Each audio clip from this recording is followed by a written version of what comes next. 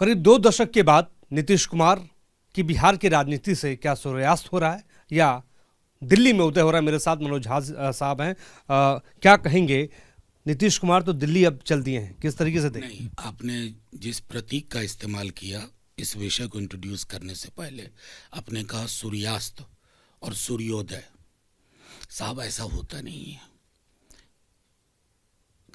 अचानक ऐसा क्या हुआ कि कल होली के दिन सारे मीडिया प्लेटफॉर्म पे, इवन सोशल मीडिया प्लेटफॉर्म पे, यूट्यूबर्स के अचानक ये खबर एक साथ पहुंची और चलने लगी।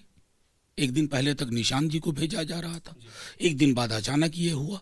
तो जाहिर तौर पे जिनके इशारे इरादे से चीज़ें चलती हैं, बढ़ती हैं, पनपती हैं, पुष्पित होती हैं, पल्लवित होती हैं, वो दिल्ली दरबार है।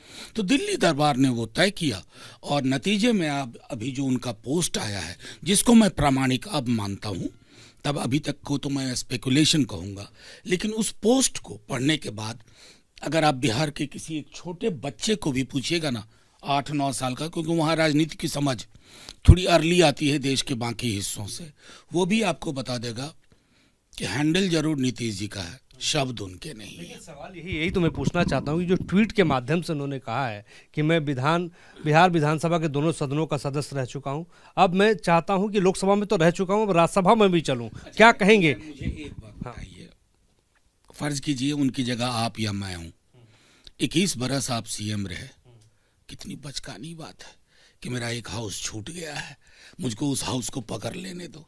मतलब ये कोई बच्चा भी नहीं स्वीकार कर पा रहा है। मैं समझता हूँ कि दिल्ली दरबार ने जो ये स्क्रिप्ट लिखवाई है ना, जिससे बड़े अपरिपक्व लोग हैं।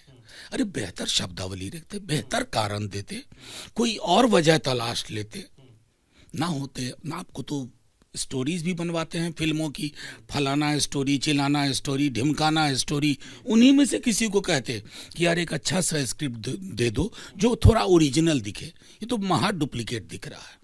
ट्वीट तो नीतीश कुमार ने किया है ना, आपको क्या लगता है किसने किया है? कमाल की बात, मैंने एक लंबी पोस्ट लिख दी है कि शब्द ट्रैवल किए हैं दिल्ली से, भाव ट्रैवल किया है दिल्ली से। अब ट्रेन से गया, हवाई जहाज से गया, मुझे नहीं पता, एक सुरक्षित हैंडलर के माध्यम से वो पोस्ट हुआ। अब इससे ज्यादा ना कहवाइए। लेकिन मनोज झा जी, सवाल ये है कि जब विधानसभा चुनाव चल रहा था, हमने भी पूरा कवर किया, नीतीश कुमार का चेहरा सामने रखा गया, मोदी जी ने, अमित शाह ने, सबने प्रचार किया, अचानक ऐसा क्या हो गया? हाँ, आपको स्मरण थोड़ा करना चाहिए। तेजस्वी जी ने बार बार कहा था कि ये टेम्पररी अरेंजमेंट मास्क की तरह इस्तेमाल किया जा रहा है, और आज उनकी बात, ये स्टैंड इज विंडिकेटेड। आज वो बात सच हुई।